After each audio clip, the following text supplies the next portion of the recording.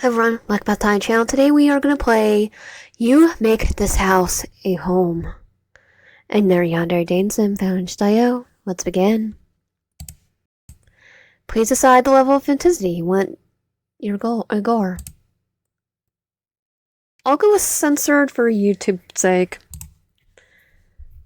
There will be a large box over gory images.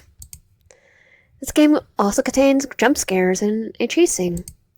Does that stress you out? No, I'm not with them. Weirdo. But cool, have fun. Thank you for your cooperation. Enjoy the demo. Monday, 9:38 a.m. Wakey wakey! It's time to start your day. Lion. Is that our name? You slowly came to your senses. There seems to be a fuzz lingering in your memory, like a cloud around your thoughts. Come on, Lion. I'll let you sleep in enough. You slowly open your eyes and suppress a noise of alarm as you met with a tall, pale figure with dark clothes and jet black hair gazing down at you. There you are, honey.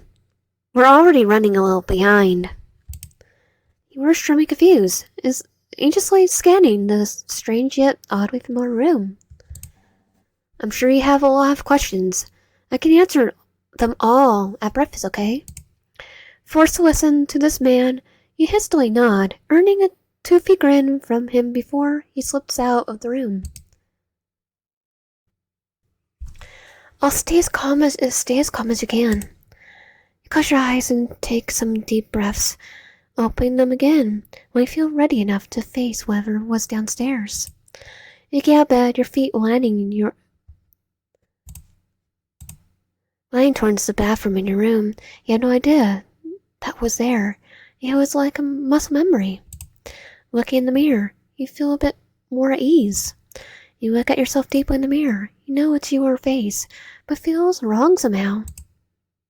You are feminine presenting.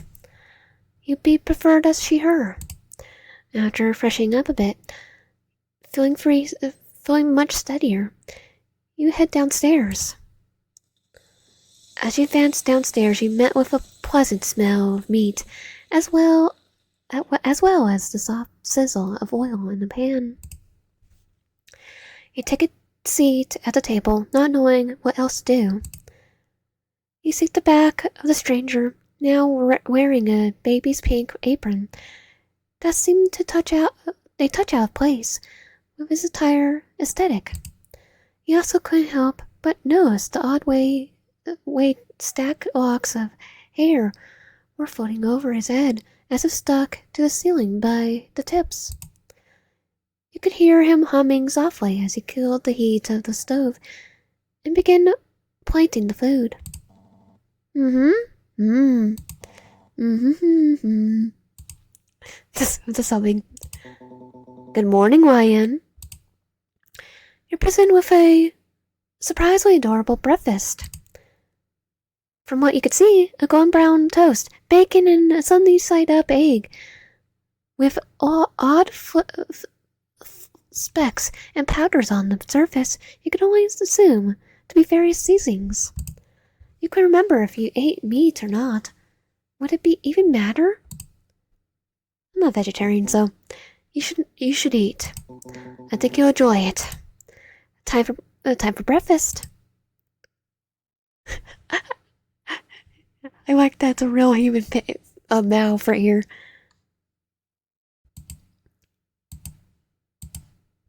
How do I do it? Oh, there.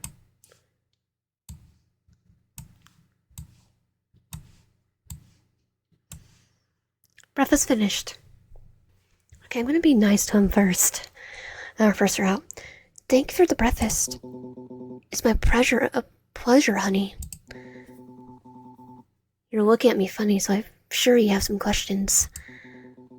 First things first, my name is... You call me Khol. Carl. Khol.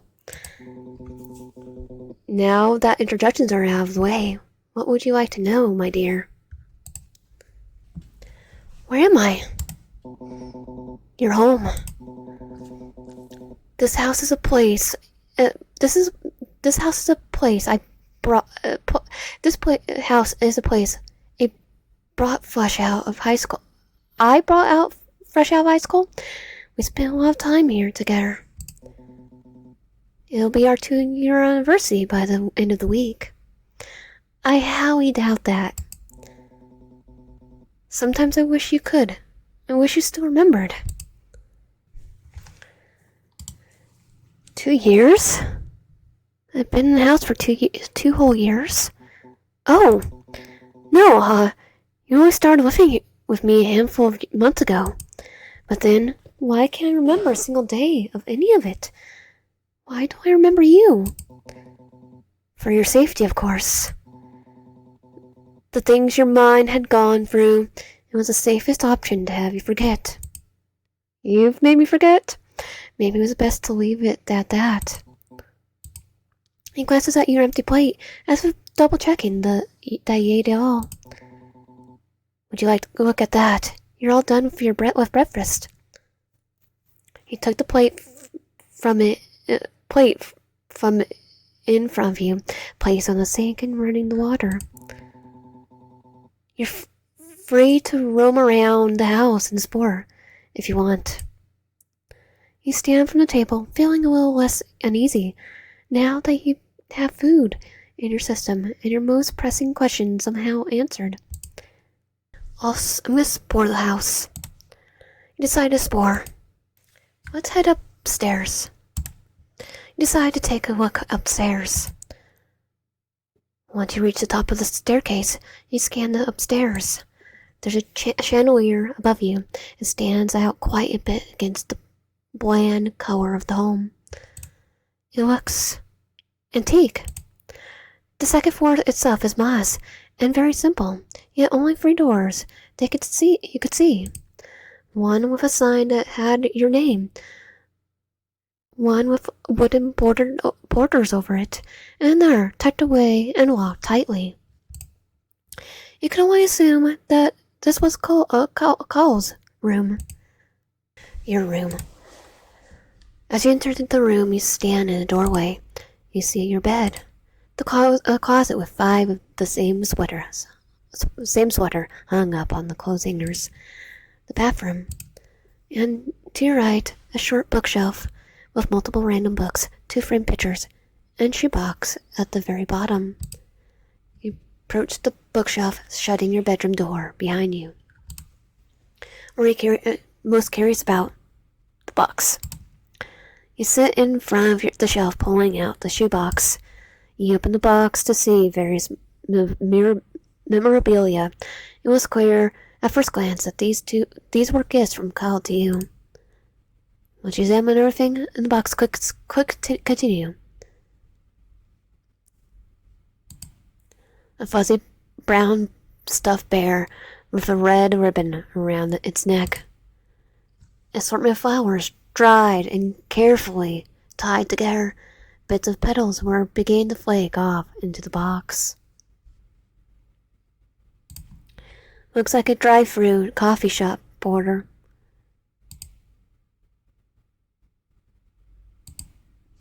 It's a receipt for an antique lamp, the same one out by the stairs. It says from Khol to you. Art in big red Sharpie. You wonder what's on the disc. It looks like a band shirt, although it's not of a band you ever heard of. Well, we don't have memories, so we might have. Or maybe you have. Just you can't remember. It's also locked in a little too tight. It looked a little tight. A little too big for you. Oh yeah, probably be.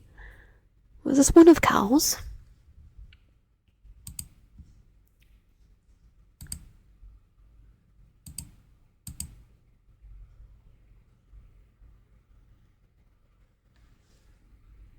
Okay, we got everything. Oh, continue. Suddenly you hear a cow's voice call to you from downstairs. Why in, honey? It's time for lunch. You step out of your room, closing the door shut behind you. As you descend the staircase, you see Khol waiting at the bottom spectacly. You smile widely as you gently grasp your shoulder. I hope you're hungry. You open your mouth to say something, but you sit in the chair once more. Oh, all right. Monday, 1:30 p.m. I'll be very hungry. You're just so cute. You present with a normal-looking sandwich. From what you could see, 2 slices of bread, lettuce, tomato, lunch meat, and cheese. Nothing seems too out of the ordinary. You should eat. Time for lunch. I just love the little face right here. We're just feeding ourselves. Lunch finished. There was an odd aftertaste in your mouth, a little bitter. What did you put in my food? What's on your mind, honey? What's all the stuff in the shoebox? You mean the shoebox on the bottom shelf in your room? You nod. Oh, those are little gifts and things I gave you when we were still getting together. And when you moved in, naturally all the gifts came right back. But what's mine is yours, and yours belongs to your room. Some of the things in there could be considered trash by now, but I can't bring myself to throw any of our precious memories away. Call me sentimental, but it's far too important to me. Can I ask about the items? Like what they were from, or when I received them? Of course, ask away, my dear. You remember the exact details of each gift in that box? I remember every detail of every gift. I ever gotten you ever. I thought that was normal for couples to do. Weird.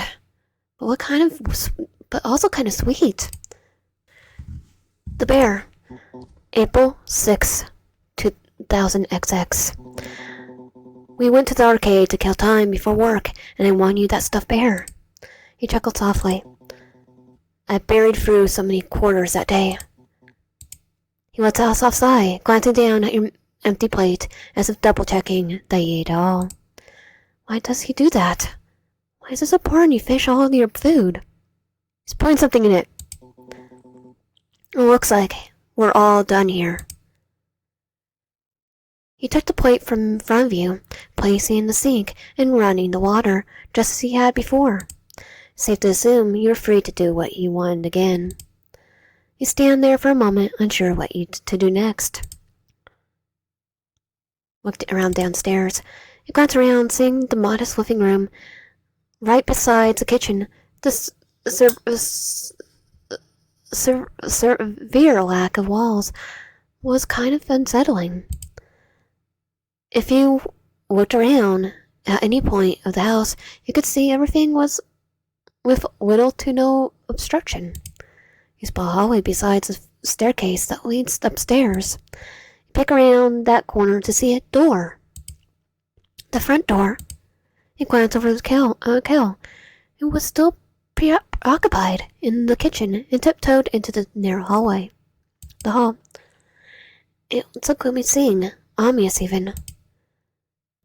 Where the door window should be was 2 wooden planks neatly nailed onto the surface, as well as duct tape along the glass beside the doorway. You see a small table with a drawer and a plate on top. Inside the door was a house key, random receipts varying from last year to the year before, and a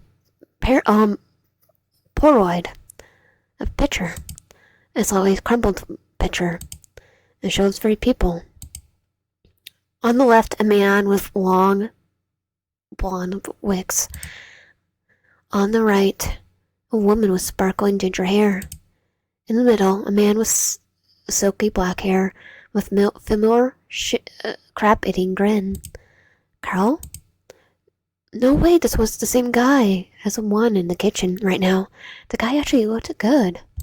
He's good right now. Just needs a little hair brushing the hair. Good, normal, human. What happened? He put the photo and our various items back into the drawer before creeping closer to the front door. He stared at it blankly for a moment. You could leave. Would it even be worth it? You don't know anything about the world anymore. No family, no friends. Stay. You sigh, shaking your head. It's not worth the risk. You were perfectly safe around where you were. For the most part. You turn around, jolting at the sight of Cal peeking from behind the corner, as if watching to see what you do.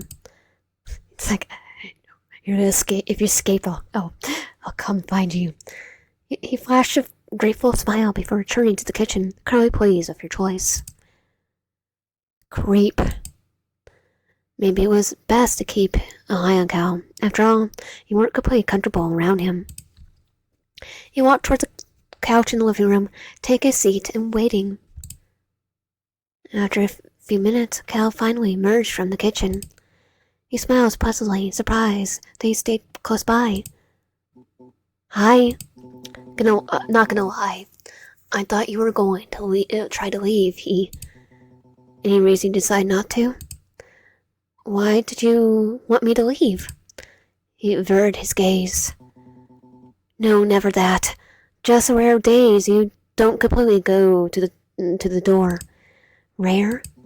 You know, when you wake up every day, it's a little different version of your personality. Most of the time you're super scared and hate me. Sometimes you're super kind and understanding. 8 times out of 10, you end up wanting to leave me. You know, I guess. I just wanted to chat a little more, if that's alright. So we have Amnesia where every day it's a different day. Cal visually hits what's up.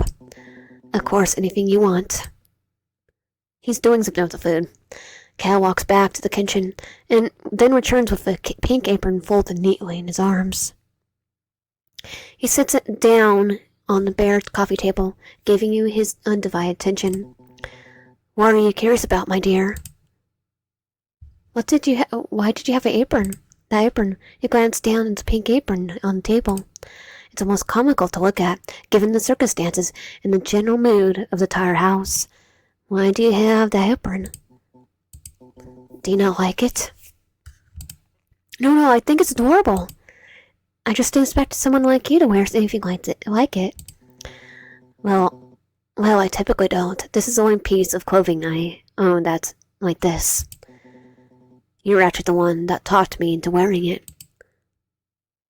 I highly doubt. Oh, we probably did. This was before I started losing my memory, right? Yes, that's exactly right. Was it recently? It looked brand new. It's actually been just about a year since I bought it. And it's that spotless. Don't you cook and clean with it on every day? Yes. But when I bought it, I told myself that if I got it dirty at all in a way, any way, I would RP myself on the spot. You just wash it. You blink, a little confused. That's nice, I suppose. Oh, look at that. Dinner time. Monday, 7:02 p.m. I hope you had a fun day. You prison with oh, spaghetti. Sorry, sir, I'm actually allergic.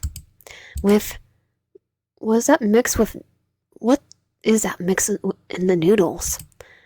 I don't want to know. You should eat. I don't think I want to eat this. This time it feels different. It's a porn. Does he eat it anyway? Dinner finished. There was a conflicting textures, like you're eating something still alive. Probably were. It made you feel sick to your stomach. Anything new, honey? What are people? Who are the people in the picture? Who are the people in the Polaroid by the door? They were people we were close with. He replied softly, examining your expression closely. Do you recognize anyone in the picture? Only you, but just barely. You really did look different. I was handsome, right? Yes, very handsome. Still are. You giggle with him as he leaned a little closer, clearly enjoying himself.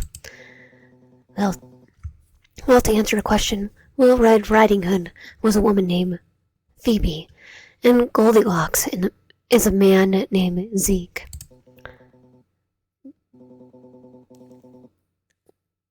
Okay. They were our closest friends. But not anymore? No, not anymore.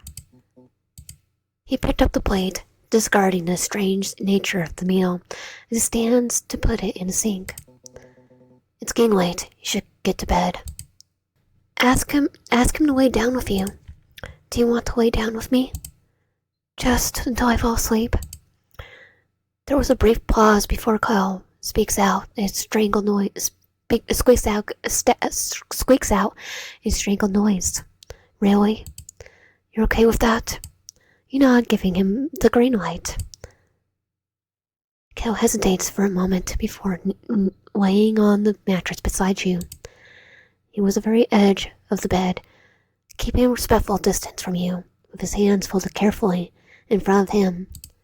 He looked like he looked even more brave. Breathing near you. Wrong would be cardinal sin on his part. Sweet dreams, my love. His voice is soft, almost relevant. You feel his fingers brush your arm, a fleeting gentle touch before sleep pulls you under. June 2nd. June 2nd, 00X, 11 a.m. You and Cal are wandering through a small weekend market, stalls crowded with handsome goods, and the lazy chatter of people enjoying the sun. He's carrying a tote bag, while you're carrying nothing but the easy weight of a morning with nowhere urgent to be. Look at this one. He points at a stall full of novelty aprons, frills, and stripes, and one that is so pink it seems to glow. Oh God! It's hideous, I love it. You laugh, stepping closer to touch the frilly design. He punks the pink apron off the rack, holds it up with like a cape. Imagine me in this. Please don't. He grins, then a sudden impulse slips the apron over his head and ties the strings behind him, make a show of purposely assailing his waist. Fastening of his waist to the domestic god. You can't help but smile. That spreads across your face. He looks ridiculous and somehow adorable. You look like you're about to host a baking show. Would you watch? Only if you promise to let me eat whatever you make. He leans in, apron rustling, eyes bright and teasing. Of course, anything for you. The words land softer than the joke. For a second, the market noise fades, and the world narrows to the two of you and the ridiculous pink fabric between you. You wear that just because I said it was cute? If you said it was cute, I'll wear anything. You tilt your head, smile slipping into something warmer. Then wear it at home. I want to see you in it when you make dinner tonight. Cal freezes, playful mask falling away from for a heartbeat. Really? Really, all domestic-like. He laughs, but there's a softness in his eyes that makes your chest ache. All right, if you want me to wear it, I'll buy it. He hands the apron to the vendor with a decisive nod, paying without hesitation, as if the purchase were already sealed between you. Consider it a promise. You open your mouth to respond, but the stalls begin to melt. The chair of the other strappers disoriented. Cal's smile lingers, but the edge bore, smear, melt into darkness. Tuesday, 9:29 p.m. Rise and shine. A familiar voice rings gently in your ears as you blurrily open your eyes. Waking up this time around was less taxing than yesterday. Oh, look at you, early birdie. And noticeably less disorienting. Good morning, Cal. Cal practically flinched when he sat, nearly tumbling off the bed entirely. You remember my name? He exclaimed, all too loud for how recently he had woken up. Huh? What was wrong? Were you not supposed to know his name or something? Most likely not.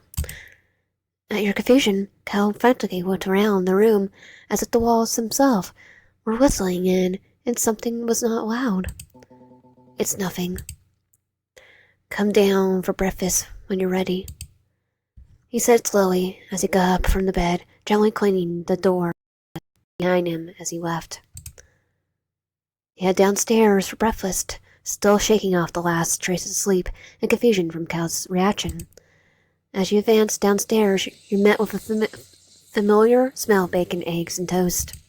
Cal must be making the same thing as yesterday. You take a seat at the table, watching the back of Cal as he mechanically made breakfast. He says nothing this time as he sits down the toast. It makes you a little nervous and anxious, hearing Cal this quiet. Breakfast passed quickly, the same as yesterday, save for Cal's light-hearted banter. He was gazing deeply into your eyes, as if trying to assess something. His face was completely blank. It was so unnerving. You have some time before lunch. Where do you want to? Look around. Wait.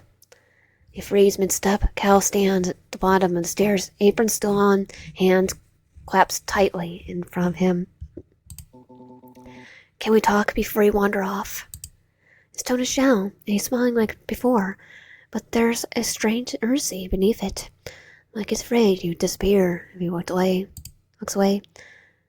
Talk about what? Just as you today. He gestured towards the living room. Come sit with me for a bit, please. You nod, unsure what else to do. Cal briefly ducks into the kitchen before returning with his apron neatly folded once more. You sit on the couch. Cal sits beside you after setting the apron down on the coffee table beside a slack of parlides, closed but not touching. His posture stiff, like he's rehearsing how to be normal. I think he is. You remember my name this morning? Yes? You're not supposed to do that, he says quietly, almost like he's afraid of the words themselves. Is that bad? Yes, well, no, it's wonderful. It's just unexpected. He fidgets with the hem of his winter sweater, twisting the fabric between his fingers. He looks away, embarrassed. But today's different. You're not supposed to be different. Different how? I don't know, but your vibe is just different. He leans forward slightly, studying your face with unnerving intensity. It's nice, but it's wrong. You shift uncomfortably. Cal, what exactly do you want to talk about? Everything. He says it too quickly. I mean, just whenever you want. I want to hear you talk. About what? Anything. Your thoughts. What you think of the house. What you think of me. He pauses. Especially that last one. Why? Because I like hearing it. You sigh. You're being really needy today. I'm your boyfriend. I'm allowed to be needy. Hearing that term, boyfriend, coming from someone you basically met yesterday felt odd. Oh, it's not the first time. Definitely not the first time here. But for some reason, he wasn't completely unwelcome. He shifts closer, just an inch. Cal then takes your hand, the last darkness of his skin, neatly swallowing your fingers in his. Tell me something you remember. Cal murmured softly, his voice low with reverence. I don't remember much, but I remember my name. I guess that stuck. It's not meant to. Nothing is. He laughed softly, almost breathless. It feels like progress, like maybe today will be better. Better than what? Than every day before today, he says it to quickly begin. I don't want to run today. His fingers loosen their already gel grip on yours, gelling down your palm. Can you just joy this morning? How? Talk to me. Ask me things. Let me be here with you. His voice softens.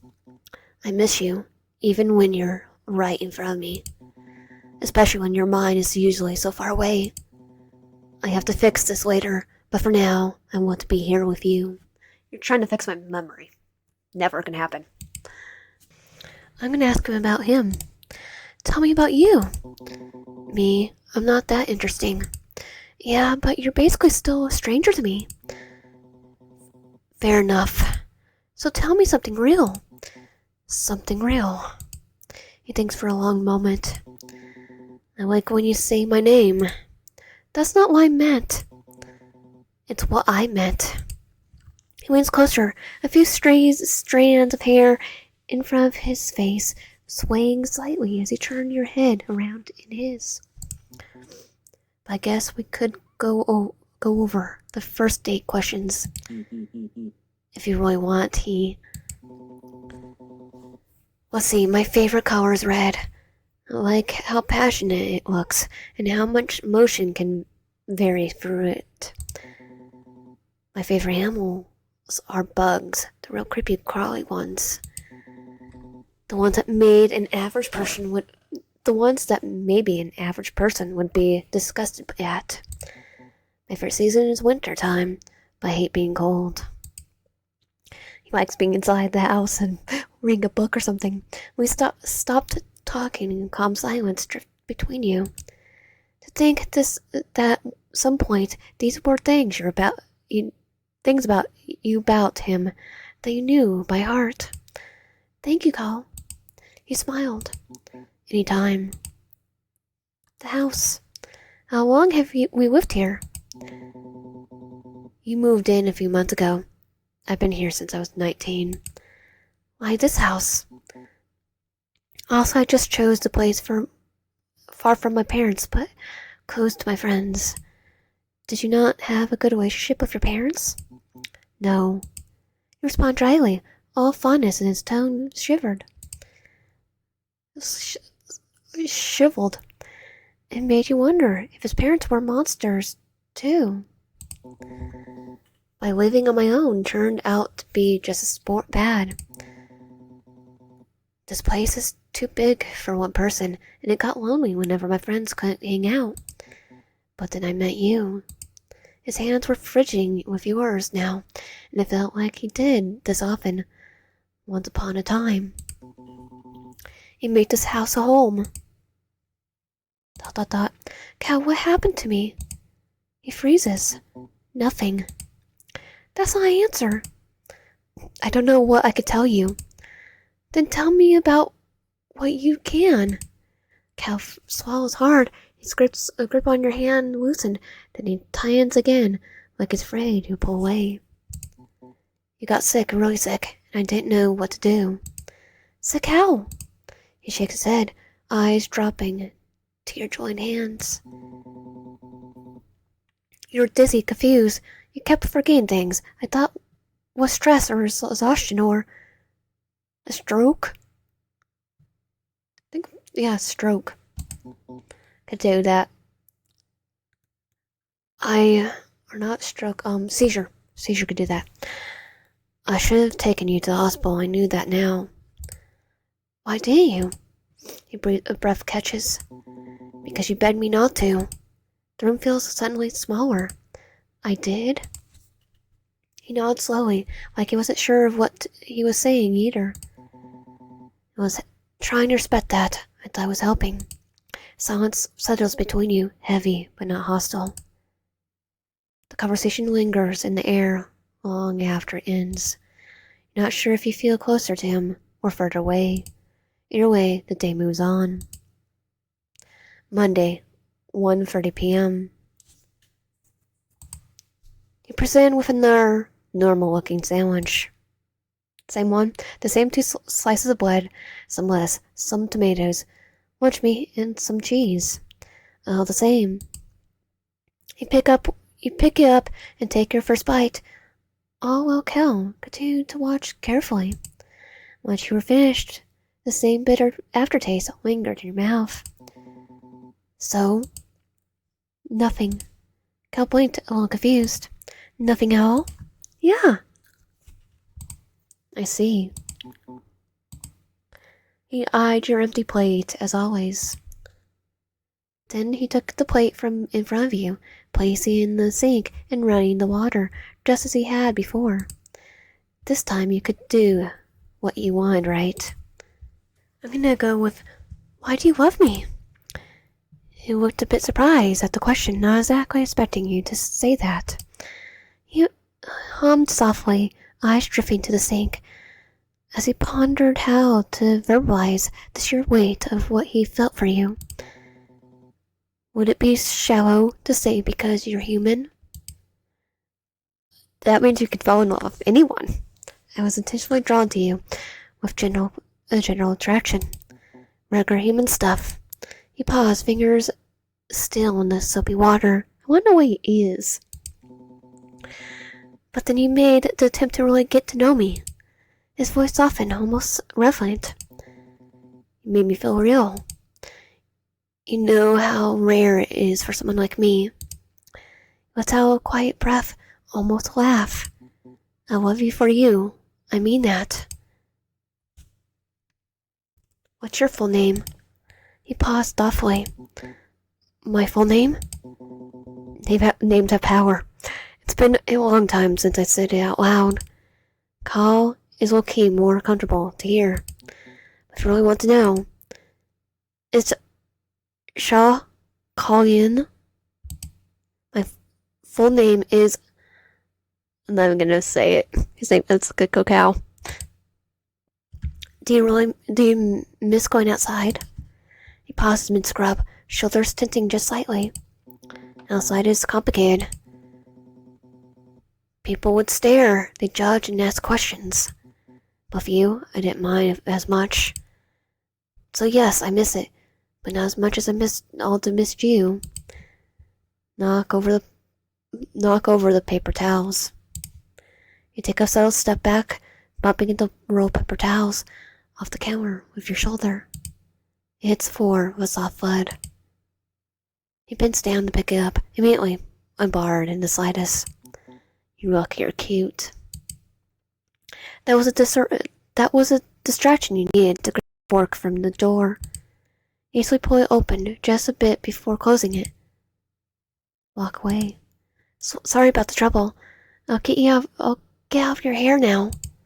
He turns around as he placed the paper towel back on the counter. Oh, no problem, honey. As it's happened. You waste no time to hurry upstairs. The board door stands exactly where you left it. You lay on the fork beneath the first nail and push. It gives way with a stained metallic groan that makes you wince. You work quickly, listening for any signs of Khol coming upstairs. Another board loosens. Another. The file plank drops to the floor. I think you would hear the planks dropping to the floor. To be honest, you swallow hard and you push the door open. The room beyond is dim and still. A storage room, small, dusty, quiet. But the moment your eyes adjust, your stomach twists. Mundane, everyday objects are everywhere. Clothes you didn't remember owning. Books with your handwriting in margins. A backpack, a phone charger, a stack of notebooks tied with twine. A framed photo face down on the floor. You know besides a box labeled with your own name. Your fingers brush the lid. Something warm flickers your chest, like recognition trying to break through the fog. You open the box. Inside are small objects, trinkets, receipts, notes, pieces of life you can't remember living. Suddenly you hear Khal's voice call to you from downstairs. Why in, honey? It's time for dinner. Dinner's fast. You step out of your room. Step out of your room. It wasn't our room that had the planks. It was this. Our room's probably right here. Closing the door shut behind you. As you descend the stairs, you notice that Khol wasn't at the bottom to greet you this time. He stayed in the kitchen. Dinner smells like spaghetti once again, but that moment you step into the kitchen, something feels off.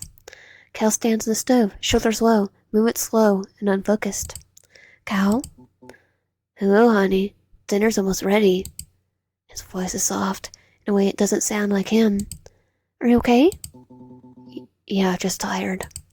He tries to smile, but it doesn't reach his eyes. You sit as he sets the plate in front of you, then lowers himself over the kitchen table once more. Dinner's quiet, not tense, just muted. So I'm not very talkative tonight. It's okay. He gives a small, grateful nod. I'll be better after some sleep, that's all. Something about the way he says it makes your stomach twist. When you finish, he stands and gathers the plates. You can go rest, I'll clean up. You sure? Yeah, go on.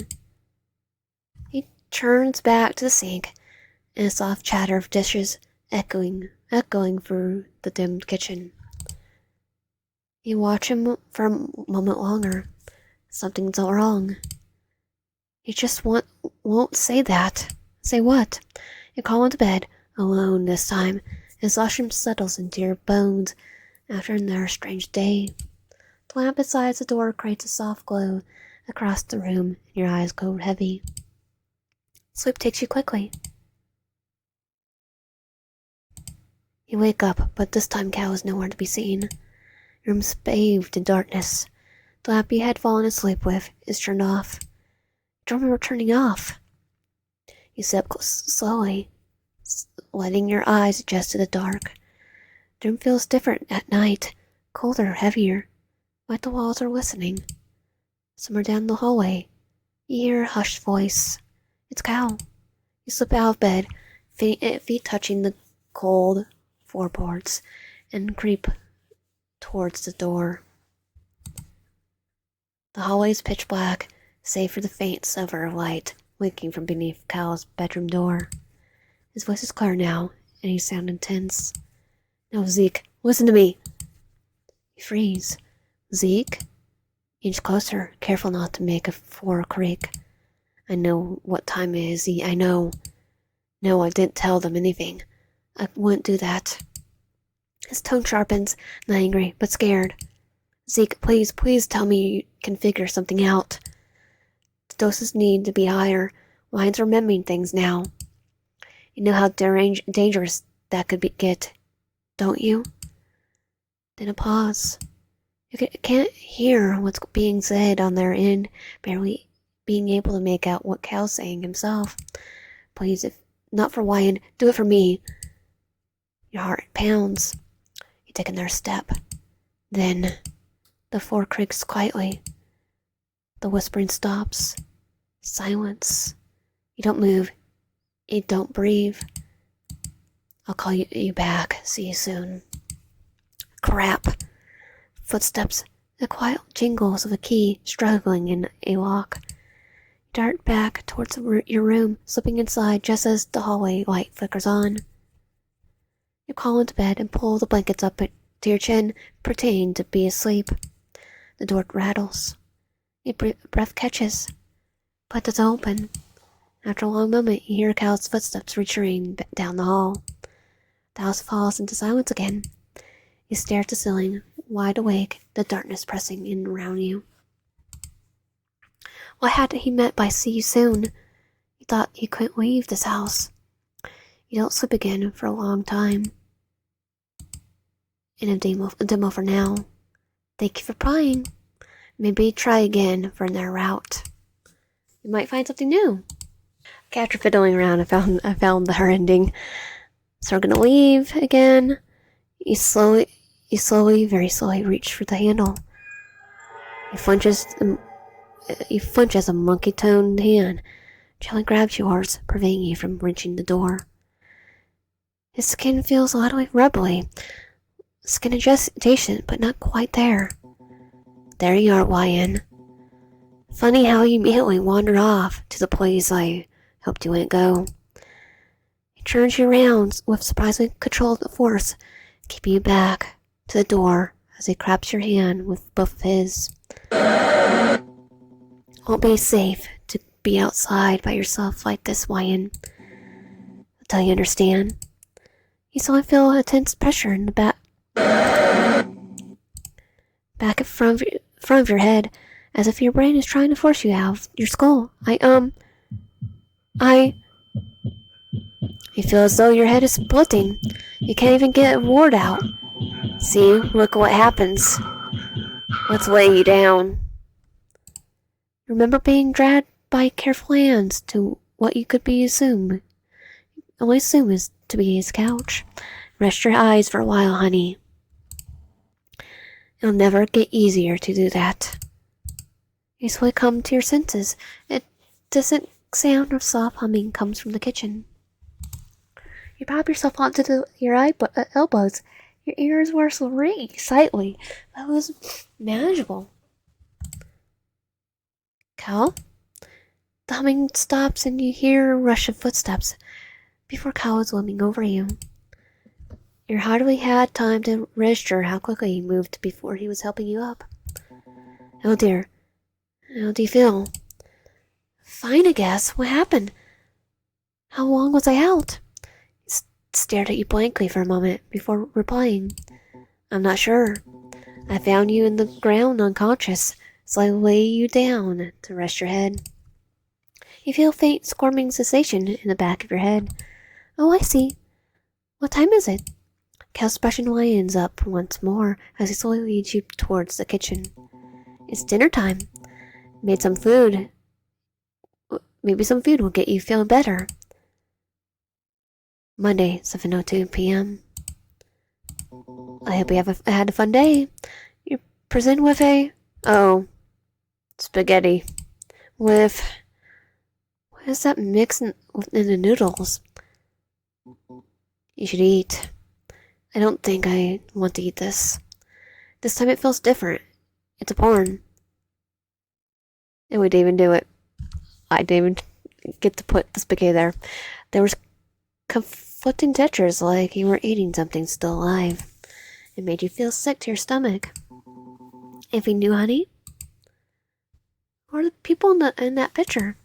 Where are the people in the Polaroid by the door? Those people we were close with. You reply softly, examining your expressions closely. Do you recognize anyone in the picture? Zeke. Khal's expression went flat. You don't know why you said that. Who the heck was Zeke? Suddenly the tension in the kitchen was overwhelming, heavy and thick. You felt uncomfortable where you sat. How do you know that name? Khal's voice, no more carrying a cheery tone. It's unnerving. We found out a little while ago. You don't know what to say. You don't even know how you knew that name. Khol was now standing in front of you, laying down to meet your eyes. He placed a hand against your edge of your table, so all you could see was him, all of him. His hair began branching out like dark vines, lying around the chairs of trapping you there without directly touching you. When I said, how do you know that name? I don't know. I just suddenly remembered it earlier. He continued to stare deeply into your eyes, like he could see your very soul with his own. He sighed as he stepped back, his hair falling to his back once more, save for the small fuse still connected to the ceiling. Sorry, honey. I'm sure that was just a misunderstanding. I apologize if I scared you. You know that's not my intention. To answer your question, those two are the friends I was with at the bar when I first met you. Zeke The blonde. Yes, yes, he is. Is he still around? You could say that. Yeah, we kind of figured that. Phone call or he's somewhere in the house. Will I ever get to meet him? Cal's expression was hard to read. Yet a slight twitch of his eye made it clear he didn't want to think about it. Perfectly not, my dear. He picks up the plates, discarding the strange nature of the meal as he stands to put it in the sink. It's getting late. He should get to bed. Say goodnight and go to sleep. Now we're gonna skip. Now instead we just go to ... And now we just skip. Go with nothing. Cal blinked a little confused. Nothing at all? Yeah, I see. His eye drew an empty plate, as always. Then he took up the plates from in front of you, placing it in the sink and running the water just as he had before. The time you could do what you want, right? Do you love me? Okay, skip. Full name skip. Skip. Backward towel skip. Walk away.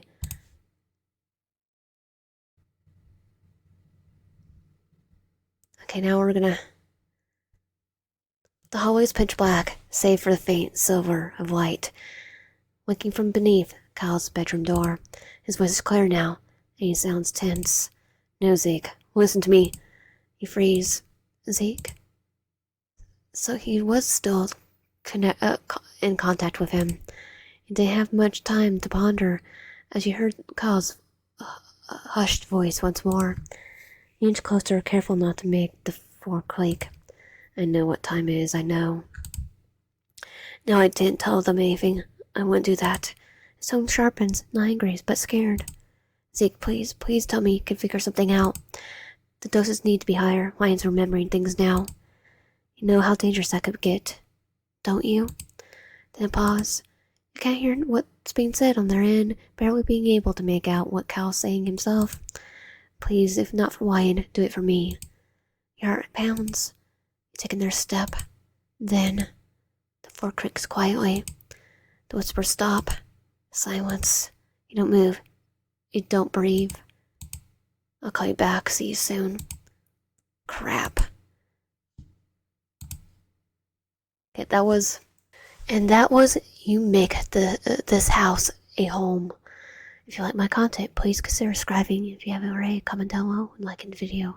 I'll see you guys next time.